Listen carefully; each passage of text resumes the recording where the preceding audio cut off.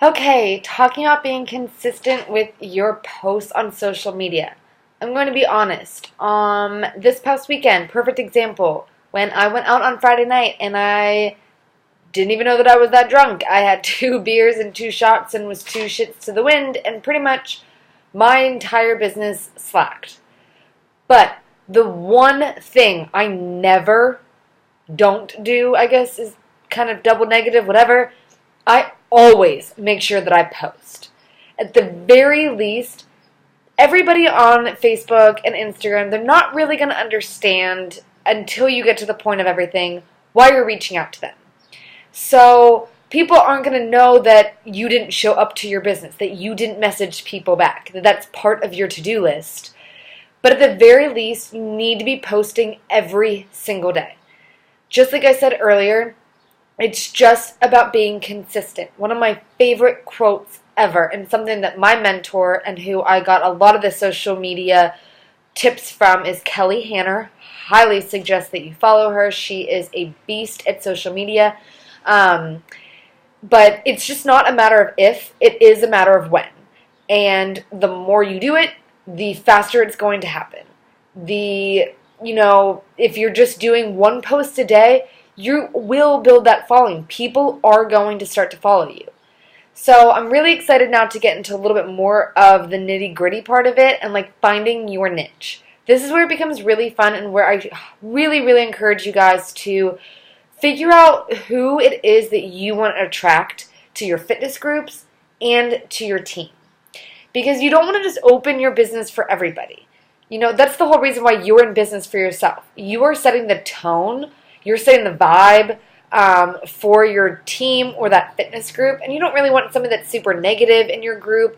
You don't want somebody who needs their hand to be held all the time. That's the type of person that just needs the structure of a 9-to-5 job. And so that's just why it's really important to just be consistent every day. People need to see that you are showing up. There's going to be a lot of people that are thinking, especially for me, I was in Mary Kay prior to this. Here goes Emily doing one other network marketing thing. But I have that to prove to people, that I am going to show up every day. I post 3 times a day. I thought that was crazy when I first heard. I was like, I'll post 1 time a day. I don't even know my password a week ago. And now I'm up to 3 times a day. I have my posts mapped out where I post between 8 and 9 in the morning, 2 to 3 in the afternoon, and 8 and 9 at night. Your highest traffic times are 8 and 10 a.m., 8 and 10 p.m. So I do suggest, if you're comfortable doing it, posting twice a day. If you want to post 3 times, that's awesome. Biggest things before we move forward is every post cannot be a call to action post. What I mean by call to action is meaning that you are calling people, you are asking people to do something, to join your group or to join your team. Do not do that. You will fall into the category of the It Works people and the Unique people and the Herbalife people and Advocare, and the list seriously goes on. The problem with it is because theirs is just sell, recruit. That is not what Beachbody is. If you are not taking the time to get to know somebody, you will not be successful in this business. There are some people that I will talk to for 2 to 3 weeks and I never invite them to do something with me because that connection just wasn't there. It's nothing personal, but I know that they wouldn't get along well with me in the long run. I know that they wouldn't fit into the team, all that stuff. So you don't want to be asking people to do something all the time because they're not going to want to follow you. So this is where we're going to figure out what's your niche, who is your ideal BFF to have in a fitness group and to have on your coaching team so that your posts are catered to those people. Now, don't get discouraged if you start off and you have 3 to 4 likes on a post. I started off and I had 1 to 2 likes on a post. My coming out post or announcement post had less than 20. Okay? You guys all have over 20 already, which is just awesome and crazy and so cool at the same time. So your niche, your posts from here on out are going to cater to the people that are going to vibe with your tribe, the people that are going to do life with you. And the people that aren't meant to be there will fall to the wayside. So don't get wrapped up in this number of, oh, I only had 15 likes or something on a post. Because You being consistent, you inviting people, you adding people to your network every single day, meaning sending out friend requests, you're going to find the people that are meant to be a part of what you're doing. You're going to find the people that are motivated by you, inspired by you, that feel that connection with you. Don't try to cater to everybody. There are certain things that I highly suggest you stay away from simply because it's just unnecessary. I'm sure that you all have a political opinion. Please don't post it. It's not going to go anywhere. And if you are, then you need to go boldly with it. You don't want to start any Facebook drama or controversies or things like that.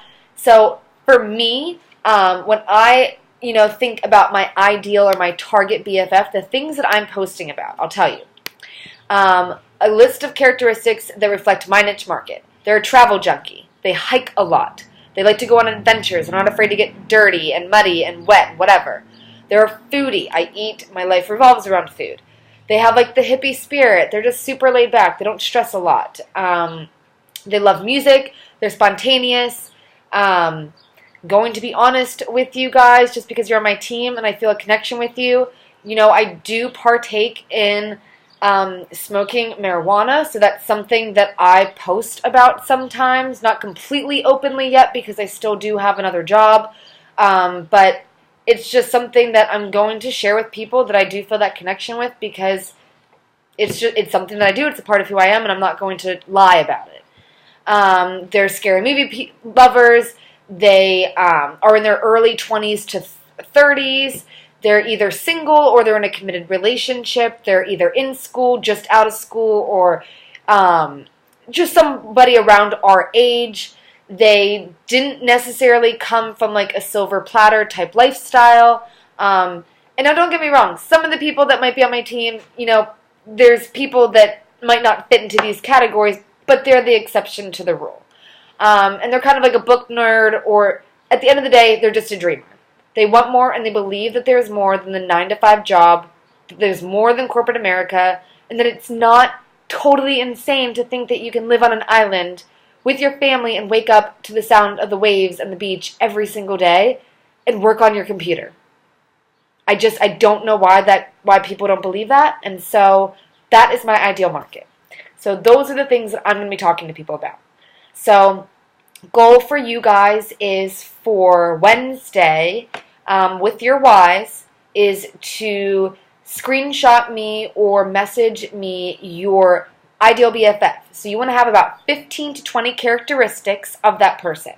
So interests that they have, their age, where they live, what they do for work now, what their dreams and aspirations are. All those things, be as detailed as you possibly can, because then you're going to cater all of your posts around those characteristics. It's going to attract your tribe.